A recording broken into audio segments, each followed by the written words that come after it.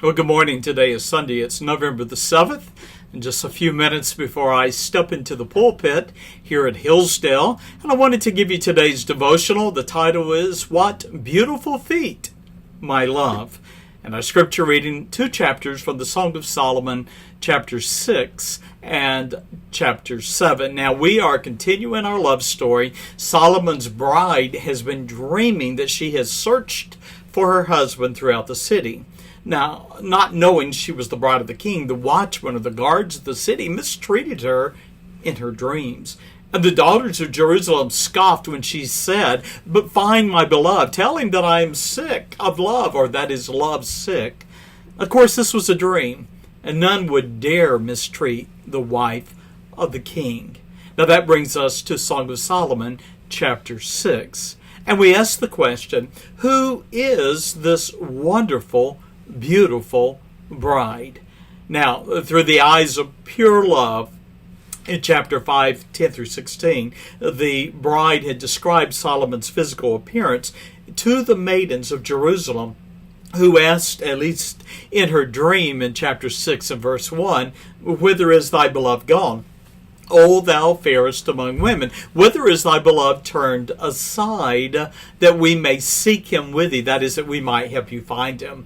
Our young bride finds her husband in his royal gardens in chapter 6 and verse 2, and rejoices in his love, saying, "I am my beloved's, and my beloved is mine." Solomon's loving assurances then are found in verses 4 through 10. Now remember, this is a young peasant girl, a young peasant woman, that is.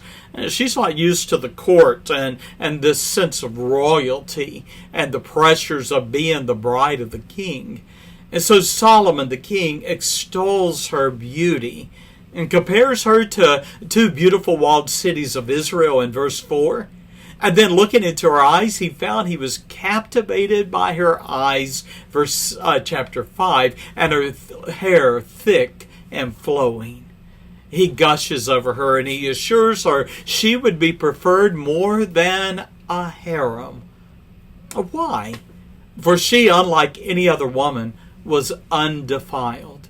She had been the object of her mother's praise and was the object of the praise of the daughters of Jerusalem, the queens, and the king's concubines. Now in chapter 7 of Song of Solomon, Solomon admires the beauty of his bride. As we continue our scripture reading, remember that we're looking at 3 different methods of interpreting the Song of Solomon. One is allegorical, that is, that the Song of Solomon described God's relationship with his people and is a parable. Another is typical, suggesting that the bride of Solomon was a type or picture of Christ, Solomon the groom, a type or picture of Jesus Christ. But there's a third interpretation also, and it is a literal one. And that is to say that this Song of Solomon is a true love story of Solomon's love for a young Shulamite woman who became his bride. Now you're going to notice in chapter 7 and verses 1 through 9 the blush of innocence and the virtue entrusted to her husband. Solomon is described as looking upon the physical beauty of his wife with pride and satisfaction. Extolling his delight in his bride, Solomon boasted, "How fair and how pleasant art thou, O love, for delights. In his eyes she was like a stately palm tree." And he assured her of his love. Well, chapter 7 and verses 10 through 13, we find the bride is secure in Solomon's love. With the loving trust, she abandoned herself physically to her husband. She invited Solomon to take her away. "Let us lodge in the villages. Get up early to the vineyards, and there will I give thee my loves." I have some closing thoughts before I close this devotional today. And it is the phrase that love is blind is often credited to William Shakespeare.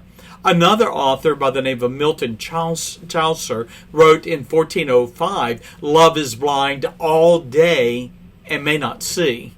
With a different humorous perspective, another author writes, Pauline Thompson, she writes, "Love is blind, marriage is the eye-opener."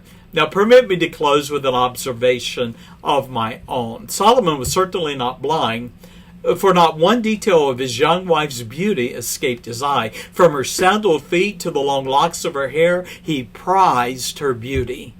She had the tanned skin of a peasant and the callous hands of a laborer, but the beauty and virtuous character of the princess. Solomon was in love. And love does not count the blemishes of one's beloved. I close asking you 2 questions or 3 questions. How about your love, the love of your life? Is your romance vibrant? Is your courtship still alive? You take responsibility for loving the one that God has placed in your life.